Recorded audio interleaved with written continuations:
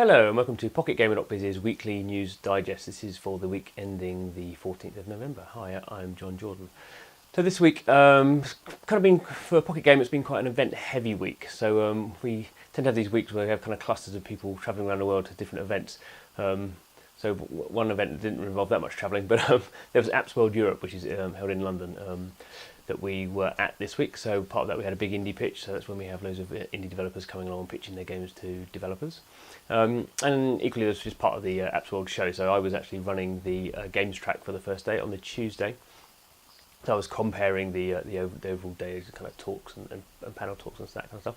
And some of it's actually quite interesting to kind of step out from behind the website of being a kind of journalist and tapping away and actually kind of meet people and have to kind of stand in front of them and kind of work out what your views are about certain things. And it was interesting for me, so I always try to kind of do a little presentation at least. And I was thinking about kind of what trends I was kind of had seen happening this year and what I expected to have to see next year, really. And it was kind of funny because I'd also done a similar thing at Apps World last year, compared one of the days, and I went back to look at my presentation from last year and found actually a lot of what I'd not necessarily predicted to happen, but kind of what I'd hoped maybe would happen hadn't really happened. So I was interested in controllers. Would controllers become a big part of mobile gaming? Clearly that hasn't happened at all. And equally, I kind of was thinking about kind of in-app purchases and would they become much more, or I'd assume they become much more sophisticated, and the games would become kind of deeper experiences and more immersive and perhaps a bit more kind of emotional.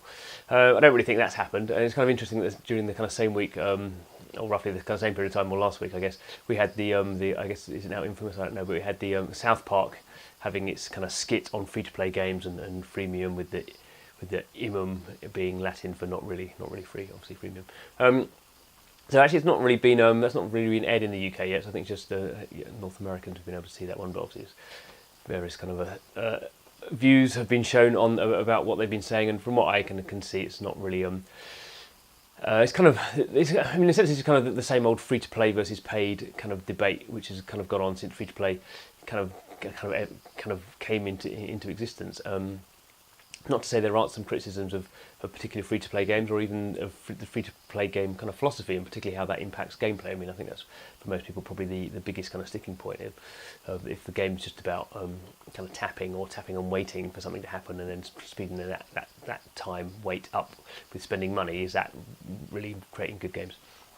I mean, personally, I guess I would count as a free-to-play game advocate. The only games I play pretty much now are free-to-play games, certainly the only games I play with any duration of free-to-play games. And it's kind of funny, so one of the speakers, probably the keynote speaker at Apps World, who I introduced, was Peter Molyneux, who of course is kind of renowned for his kind of console games, things like Fable, and has now been sticking his kind of oar into the free-to-play kind of era with his game Goddess. But then the first question he was asked was someone from the audience saying, "What do you think about Dungeon Keeper?" which is obviously the game he originally created back in the day as a paid game, and since has been kind of resurrected, is that's the right word, by EA as a free-to-play game. It's interesting where I think it seems to be that.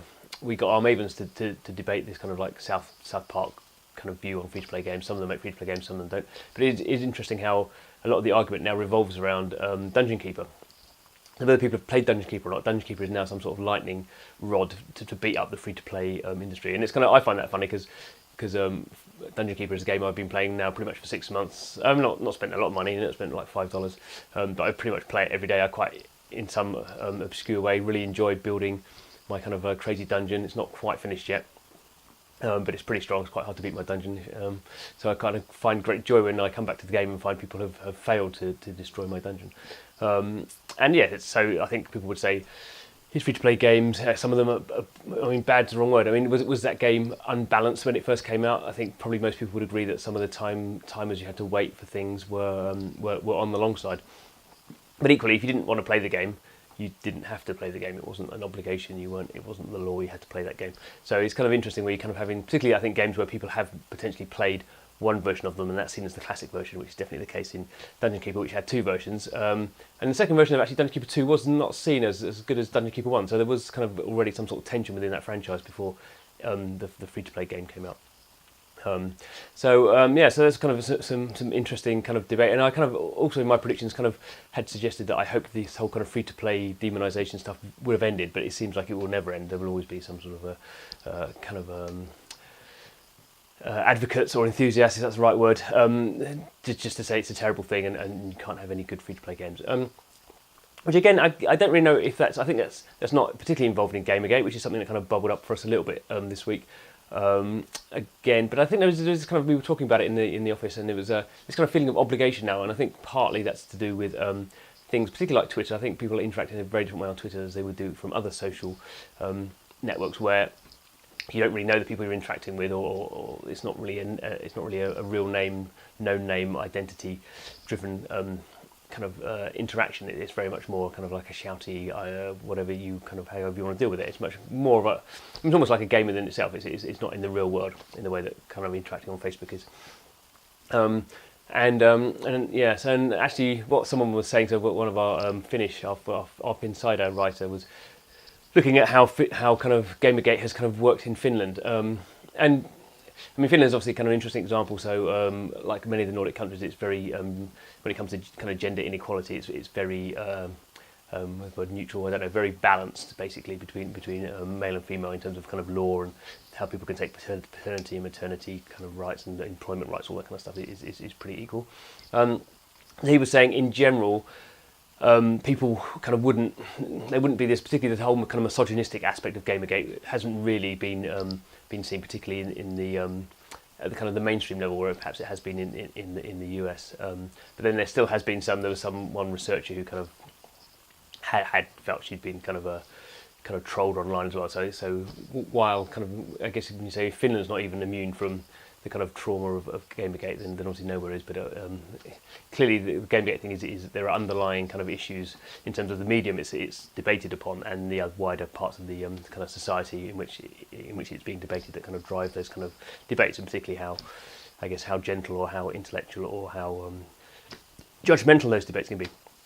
So what else was going on? Another thing I was kind of debating about, which kind of again came to the fore. So there were two kind of things I was interested in talking about at Apps World. One of which is we have talked about before, actually, is the rise of German kind of free-to-play mobile publishers. So Germans have always been pretty strong on free-to-play games. So you had companies, particularly like BigPoint, that were massive when it came to browser games, browser PC games. Obviously, Germans have always been strong on PC games. They took to browser games pretty quickly, actually. And built up some pretty big, solid companies. So I guess kind of BigPoint is the most famous one, but also GameForge. Most of the ones at Anno Games built up some pretty big kind of user bases just on free-to-play games. But the interesting thing was that pretty much all those three companies I mentioned kind of struggled pretty much to make the transition to mobile, which you would have thought was fairly easy because they were doing free-to-play games, potentially just a smaller screen. Obviously, we know better than that. And they know better than that now because it's taken them kind of many years. And it's interesting that the CEO of BigPoint's gone through a lot of transitional changes. They kind of had this whole kind of expansion policy in the US that went horribly wrong for them. They had even had the founding brothers had a big falling out about whether to do mobile or not. One of them left, but they got a new CEO now. He was on one of the panels, Khalid, and he was very humble's probably not the right word, but very kind of cautious about how they're going forward with mobile. They are making mobile games now. They have acquired a French studio to help them kind of make that transition. So I guess it'd be interesting to see how they particularly kind of come up with it. But particularly, we've kind of seen there are kind of some shining stars of the German mobile game scene at the moment. I mean, Flare Games, company we talked about before, they've just announced last week they've hired their 100th kind of staff member, and there's actually some pretty impressive people within the industry that they've been acquiring and hiring and appointing to positions, and they're still hiring. And I guess good game studios, kind of well named, the German studio, and they're the biggest studio now in Germany, 1,000 staff. They're still hiring. So it's kind of interesting. The rise of the Germans was kind of I think that's an interesting trend for the whole year. And actually, in our panel we had quite a lot of Germans. So equally there was. Anyway, so lots of Germans were there in England, which you don't always see. Talking about games, free-to-play games. And the other kind of interesting one was I kind of had this view on there's kind of publishers. I guess we always had when the App Store came in, we assumed we didn't need publishers anymore because we were all going to just go direct. Developers didn't need publishers, and the publishers kind of fought back in some ways. They've not really made a good stab of it, I don't think. But we've kind of had this rise of companies like Tilting Point and Scopely, who they don't really want to be called publishers. They call themselves maybe kind of service providers or publishing service providers. They're maybe not even publishing the games in the sense that the games are being released under their names, but they're working on a kind of a revenue share or a kind of co-development kind of basis with some of these developers. And I kind of thought that, I kind of kept quite a tight eye on these kind of guys and spoken to these companies, and they're full of very smart people who have very kind of interesting views on how the process should run. But I kind of thought they were not necessarily dying off, but they kind of hadn't had any obvious hits. But and then of course Scopely this week have announced they've done a $35 million funding round, which takes their total to think about something like $44 million in total. So that's a big chunk of money. Obviously they've had some hits, but not like a Supercell. It's kind of type hits, but with $35 million, that'll be interesting to see how those guys kind of step it up in the next couple of months. So that's pretty much it this week. I mean, next week we talk about events.